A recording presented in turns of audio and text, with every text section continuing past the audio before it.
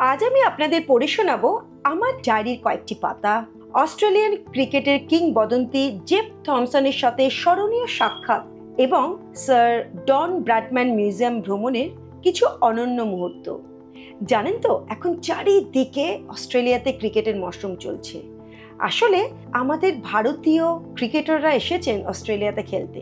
পার্থে প্রথম টেস্টে ভারত অস্ট্রেলিয়াকে হারিয়েছে, আর জসপ্রীত বুমরা দুর্দান্ত বোলিং এবং ইয়াশভি জয়সওয়াল দুর্দান্ত ব্যাটিং করেছিল। আমরা ছোটবেলা থেকেই ক্রিকেটের প্রতি প্রচন্ড ভালোবাসা নিয়ে বড় হয়েছি, আর আমাদের পুরো পরিবারই ক্রিকেটের বিশাল ভক্ত। গত সপ্তাহে আমার মেয়ের গলফ টুর্নামেন্টের জন্য আমরা নিউ সাউথ ওয়েলসের একটি শহর গোলবার্নে গিয়েছিলাম। আর গলফ টুর্নামেন্টের শেষে ফেরার পথে আমরা হঠাৎ করে ভাবলাম যে বাউরালে একটু ডিট্যুর করি, যেখানে আছে স্যার ডন ব্র্যাডম্যান মিউজিয়াম এবং একটি ঐতিহাসিক ক্রিকেট গ্রাউন্ড। সিডনি থেকে মাত্র 1.5 ঘন্টার ড্রাইভের দূরত্বে থাকা বাউরাল ক্রিকেট প্রেমীদের জন্য এক ঐতিহাসিক শহর। আজকের ব্লগে আপনাদের দেখাবো এই সফরের স্মরণীয় অভিজ্ঞতা এবং কিংবদন্তি জেফ থমসনের সঙ্গে কাটানো বিশেষ কিছু মুহূর্ত। ডন ব্র্যাডম্যানের মিউজিয়ামে পা রাখার সাথে সাথেই মনে হলো ক্রিকেটের ইতিহাসের এক টাইম মেশিনে উঠে পড়েছি। দেওয়ালের পর দেওয়াল জুড়ে কিংবদন্তি ক্রিকেটারদের ব্যাট, বল, জার্সি আর ছবি সাজানো। প্রতিটি স্মৃতিচিহ্ন যেন ক্রিকেটের এক একটি অধ্যায়ের গল্প লিখে রেখেছে। আর যখন ভারতের সচিন তেন্ডুলকরের সই করা জার্সি আর ব্যাট দেখলাম, মনে হলো দুটো ক্রিকেট প্রেমী কান্ট্রির বন্ধন এখানে সুন্দরভাবে ফুটে তুলেছে। ইন্টারঅ্যাক্টিভ কিয়স্কে দাঁড়িয়ে ভারত আর অস্ট্রেলিয়ার ক্রিকেট ইতিহাস দেখতে পেরে খুবই ভালো লাগলো। ছোটবেলায় কলকাতার টিভিতে ক্রিকেট দেখে বড় হওয়া, আর আজ এই অস্ট্রেলিয়ার মাটিতে ক্রিকেটের এমন এক্সপিরিয়েন্স আমার জন্য সত্যি এক অসাধারণ অভিজ্ঞতা ছিল। মিউজিয়ামের অন্যতম বিশেষ আকর্ষণ ছিল ডন ব্র্যাডম্যানের 1923 সালে ব্যবহৃত ব্যাট আর তার টিমের সই করা বল আর ব্যাট, আর তার প্রথম ক্যাপ্টেনশিপের ক্যাপ। প্রতিটি জিনিস যেন সেই সময়কে জীবন্ত করে তুলে রেখেছে। আর জানেন তো, আমার হাজব্যান্ডের ফিল্ডিং পজিশনের ওয়াল পেন্টিং দেখে তার সেই ছোটবেলার গালি আর সিলি পয়েন্ট শেখার বিশেষ মুহূর্তগুলো মনে পড়ে গেছিল।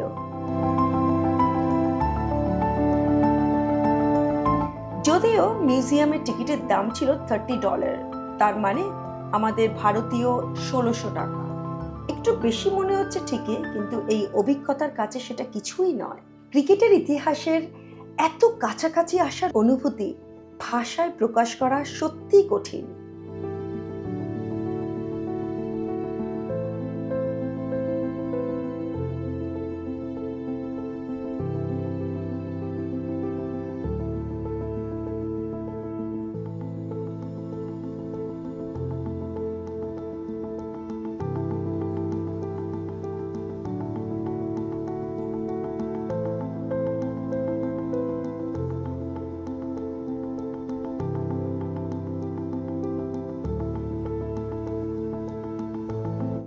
মিউজিয়ামের ঘোরাঘুরি শেষে আমরা গেলাম ব্র্যাডম্যান ওভালের দিকে, যেখানে একটি ক্রিকেট ম্যাচ চলছিল।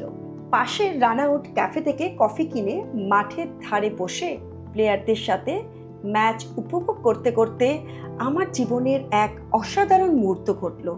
অস্ট্রেলিয়ান ফার্স্ট বোলার কিংবদন্তি জেফ থমসনের সাথে সাক্ষাৎ। জেফ্রি রবার্ট থমসন, যিনি থমু নামেও পরিচিত, 1950 সালের 16 আগস্ট সিডনিতে জন্মগ্রহণ করেন। স্যার ভিভিয়ান রিচার্ডস একবার বলেছিলেন, থমু একমাত্র বোলার যার বল দেখে তিনি হেলমেট পরার কথা ভাবেন।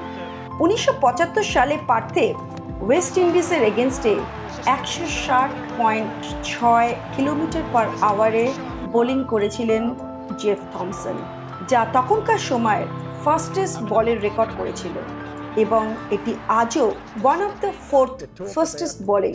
ডেনিস লিলি সঙ্গে মিলে তিনি গড়ে তুলেছিলেন টেস্ট ক্রিকেটের ইতিহাসের সেরা ওপেনিং বোলিংয়ের জুটি। 51টি টেস্টে 200 উইকেট নেওয়া এই কিংবদন্তি 2016 সালে আইসিসির হল অফ ফেমে অন্তর্ভুক্ত হন। জেফ থমসনের সাথে কথা বলার সময়টা ছিল এক অবিশ্বাস্য। তিনি এতটাই ফ্রেন্ডলি যা প্রথম দেখাতেই গল্প জমে গেল। জানেন তো, আমি জেফের সাথে আমার মেয়ের গল্ফ নিয়ে অনেকক্ষণ ধরে গল্প করলাম। তিনি আমার মেয়ের গল্ফের কথা শুনে খুবই প্রশংসা করলেন এবং তাকে এগিয়ে যাওয়ার জন্য অনেক উৎসাহ দিলেন। জেফের সঙ্গে এই সাক্ষাৎ আমার জীবনের অন্যতম স্মরণীয় অভিজ্ঞতা। ক্রিকেটের প্রতি আমার ভালোবাসা যেন আরও গভীর হয়ে তুলল। জেফ থমসন আমার সাথে আলাপ করিয়ে দিলেন আরও একজন অস্ট্রেলিয়ান প্রাক্তন জনপ্রিয় ক্রিকেটার ডগ ওয়াল্টার্সের সাথে, যিনি আমাদের পাশেই গ্যালারিতে বসে খেলা দেখছিলেন। ওয়াল্টার ছিলেন একজন অ্যাটাকিং ব্যাটসম্যান, যার খেলা একসময় সবার মন জয় করেছিল। 2011 সালে ক্রিকেট অস্ট্রেলিয়া তাকে ক্রিকেট হল অফ ফেমে অন্তর্ভুক্ত করেন। 1981 সালে ওয়াল্টার্স ক্রিকেট থেকে রিটায়ার করেন এবং তার শেষ ম্যাচটি ছিল ইন্ডিয়ার সাথে। ডন ব্র্যাডম্যান মূর্তির সামনে দাঁড়িয়ে তার প্রতি শ্রদ্ধা নিবেদন না করলে এই সফরটা যেন অসম্পূর্ণ থেকে যেত। ওনার মূর্তি তার অসামান্য ক্রিকেট অবদানের এক জীবন্ত প্রতীক। দিনের শেষে মিউজিয়ামের অভিজ্ঞতা, ঐতিহাসিক ক্রিকেট গ্রাউন্ডে ম্যাচ দেখা আর কিংবদন্তি জেফ থমসনের সাথে সাক্ষাৎকার, সবকিছু মিলিয়ে এটি ছিল এক অনন্য ও স্মরণীয় দিন। একজন ক্রিকেট প্রেমী হিসেবে এই মুহূর্তটি চিরকাল আমার হৃদয়ে অমলিন হয়ে থাকবে। পরবর্তী ব্লগে আপনাদের দেখাবো আমার মেয়ের গলফ টুর্নামেন্টের বিশেষ কিছু মুহূর্ত আর গোলবার্ন শহরে কাটানো দুটো দিন। এই ভিডিওটি যদি আপনাদের ভালো লাগে তবে লাইক, শেয়ার আর সাবস্ক্রাইব করতে ভুলবেন না কিন্তু।